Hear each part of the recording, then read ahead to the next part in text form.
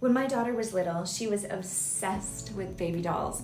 She would go into her room and she'd close the door and she would just set up her little baby doll world and entertain herself for hours. So I remember for Christmas time that year, I thought the perfect thing, of course, would be little baby things to help, bring her world to life and she could just have endless fun. So I picked out a little pink rocking chair, a little baby bunk bed, a little high chair, and a little changing table with all the storage compartments and all the things.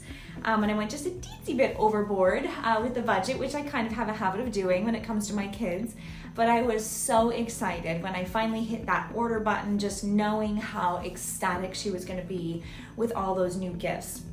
Well, the boxes started to show up in the mail, and I realized that I got myself into a bit of a situation because, of course, none of those items were assembled. I don't know why I didn't think of that.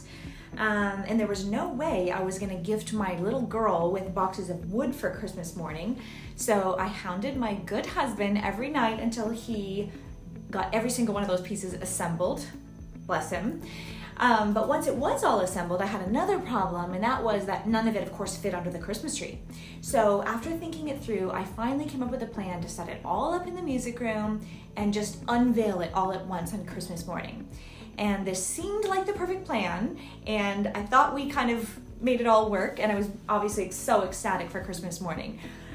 But Christmas morning came and everything, got off to a great start. We always do stockings and read the Christmas story by the fire, and then we film the kids as they come down the hall and see the pile of gifts for the first time, and everything was going well, and I didn't really realize the stupidness of my plan until we were about 20 minutes into unwrapping gifts.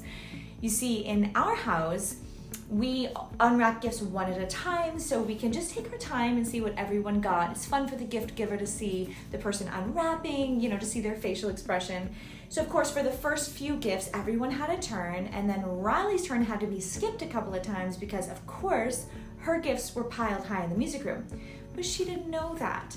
And as the final gifts were being handed out, I could see her just kind of looking back and forth between the boys' growing piles of gifts and her own few little things that actually just went along with her big gift. And my heart was literally aching when I saw her hopefully checking the last few tags to see if any of those gifts were for her. And of course they weren't.